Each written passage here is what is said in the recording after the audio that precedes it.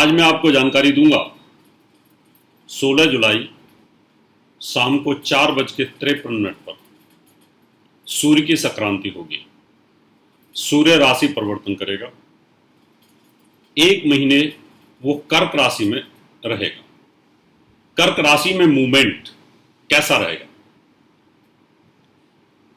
कर्क राशि उसके मित्र चंद्रमा की है। अच्छा फल करना चाहिए सभी राशि वालों के लिए, लेकिन ऐसा नहीं होता। गोचर के सिद्धांत कुछ अलग होते हैं। मेरा काम है सिखाना।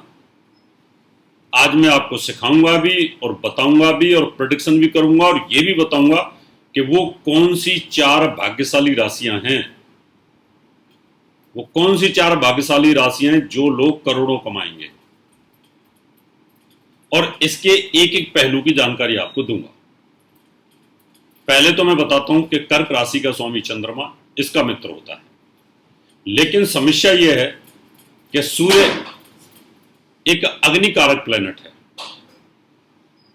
और अग्निकारक प्लेनेट जलीय राशि कर्क राशि में अगर चला जाए तो वहां वो ठंडा हो जाता है, उसकी पावर कमजोर हो जाती है, वो वीक हो जाता है। इसलिए यहां सोचने वाली बात है कि मित्र के घर में जाकर के भी आप असहज हैं। इसलिए कभी भी देखना कि कर्क राशि में सूर्य का फल वीक हो जाता है। जब मित्र है, फल अच्छा देना चाहिए उसको, लेकिन सिद्धांत ये कहता है कि अग्निकारक प्लेनेट अग्नि राशियों में ही बहुत अच्छा फल देता है। तो पहला पॉइंट सूर्य का यहां पर कमजोर हो जाता है। लेकिन इस राशि में जाने के बावजूद भी कुछ ऐसे भाव हैं और गोचर के सिद्धांत कुछ ऐसे हैं कि जहां पर सूर्य आपको अच्छा फल करेगा।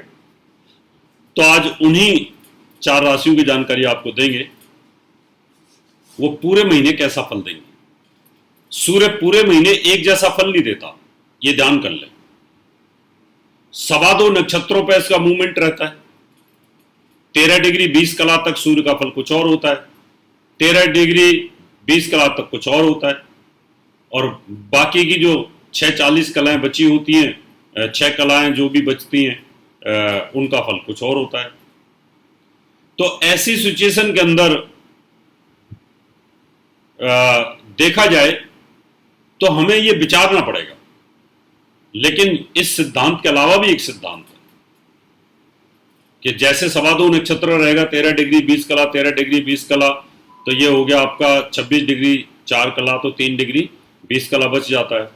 तो 3 डिग्री 20 कला जो बचेगा उसका फल कुछ और हो जाएगा। लेकिन इस सिद्धांत को आप ऐसे समझिए कि 0 से 10 डिग्री इसका फल कुछ और होता है, 10 से 20 डिग्री कुछ और फल होता है। तो जो सूर्य देव हैं ये आते ही पहले 10 डिग्री पर अच्छा फल देना शुरू कर देते हैं तुरंत ही, क्योंकि सूर्य आते ही आते अच्छा फल करता है। एक और प्लस पॉइंट है इस योग के अंदर जो मैंने लिखा है सिर्फ 4 राशियों के लिए, वो इसलिए है कि जो शनि देव हैं, सूर्य से शनि को बल मिलता है, और सूर्य और शनि आमने सामने हैं। दोनों का समसप्तक योग बन रहा है। बन तो 4 ग्रहों का रहा है, क्योंकि मंगल नीच का है, शुक्र के साथ है, सूर्य भी वहां पर है और शनि सामने है। लेकिन यहां पर आज मैं यही बताऊंगा कि सूर्य और शनि का जो आमना सामना है, यहां पर सूर्य तो वीक होता है, लेकिन शनि यहां पावरफुल हो जाता है। तो जो राशियां शनि के भाव में आएंगी या शनि जिन राशियों के भाव में चला जाएगा, वहां पर भी अच्छा फल मिलेगा। इसलिए अब मैं आपको जानकारी देता हूं कि वो कौन सी 4 राशियां हैं, कौन सी भाग्यशाली राशियां हैं जो करोड़ों कमाने के लिए तैयार बैठे हैं पहले 10 दिनों में। अब कमाएंगे कैसे, ये भी बता देता हूं। अचानक ऐसे व्यक्तियों को भाग्य से धन की प्राप्ति होती है। सरकार के पास आपका पैसा फंसा हुआ है, आपके पास तुरंत आ गया। आपको कोई टेंडर मिल गया, गवर्नमेंट से टेंडर मिल गया, गवर्नमेंट में आपकी सप्लाई होगी, गवर्नमेंट में फंसा हुआ था पैसा, वो वापस आ गया। आपका प्रमोशन का पैसा रखा हुआ था, वो वापस आ गया। आप कोर्ट में मुकदमा जीत के वो पैसा वापस आ गया। इस प्रकार से बहुत सारे तरीके हैं जो सरकार से संबंधित आपको पैसा देते हैं। तो अब मैं आपको जानकारी देता हूं, आपको सिद्धांत भी बताऊंगा आखिर क्यों है। सबसे पहली राशि है हमारे पास में वृष। अब वृष राशि को सबसे पहले क्यों लिया गया ये भी बता देते। वृष राशि में सुख साधन, प्रॉपर्टी, मकान, गाड़ी, भूमि, जायदाद, इसका स्वामी सूर्य तीसरे भाव में मूवमेंट में, तीसरे भाव के अंदर गोचर में वो अच्छा फल करता है चंद्र लगन से। तो इसका मतलब आपकी जो वृष राशि है उस वृष राशि से तीसरे भाव में सूर्य का मूवमेंट आएगा, अच्छा फल करेगा। मंगल नीच का है, यहां पर भी उसका फल अच्छा होगा, और शुक्र भी यहां पर अच्छा फल करेगा।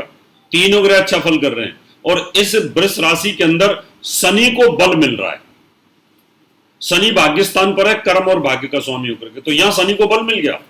इसका मतलब यह कहा जाए कि शनि की दो भाव, भाग्य और कैरियर, भाग्य और कर्म, ये दोनों मजबूत हो जाते हैं। साथ में भाग्य से सुख साधन की प्राप्ति भी आपको यहां पर मिल जाती है। इसलिए मैंने इस राशि को लिया था कि वृष राशि वालों के लिए एक योग काफी अच्छा बनेगा, क्योंकि यहां पर सूर्य की दृष्टि शनि के ऊपर है, और यहां सूर्य से शनि को बल मिलता है, शनि से मंगल को मिलता है।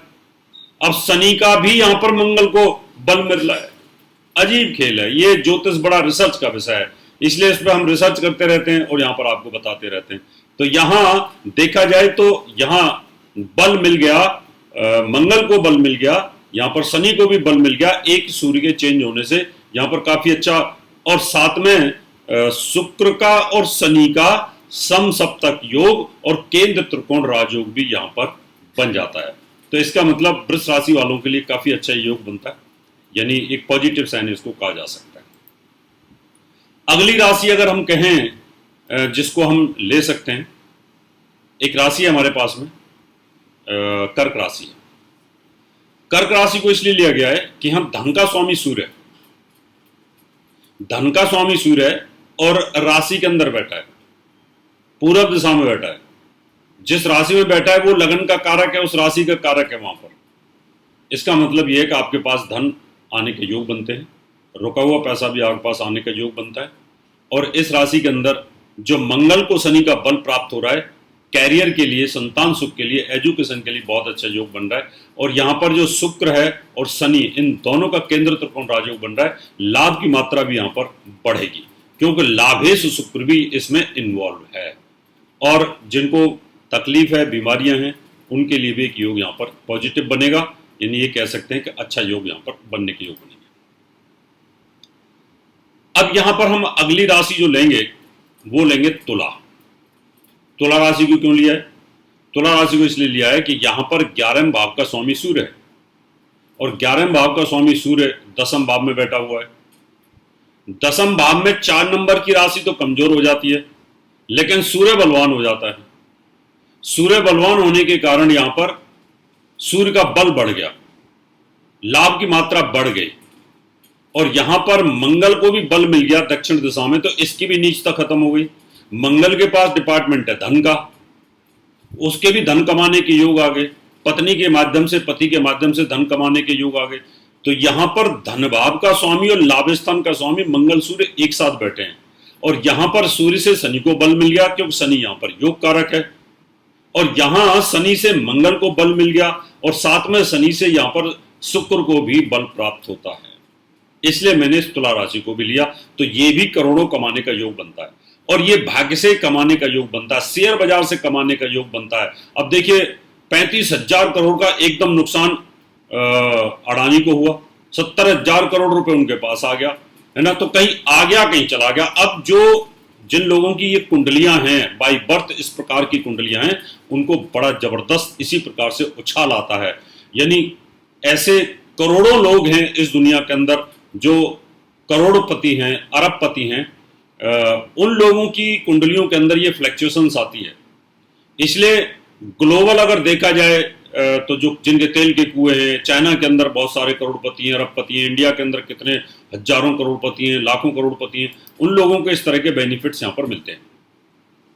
अब हम अगली राशि की बात करते हैं, इसमें वृश्चिक राशि को भी हम लेकर के चलेंगे, क्योंकि वृश्चिक राशि का स्वामी मंगल, उसको बल मिल रहा है शनि का, नीचता खत्म हो रही है यहां पर, और साथ में सूर्य यहां 10वें का स्वामी होकर के भी बैठा हुआ है।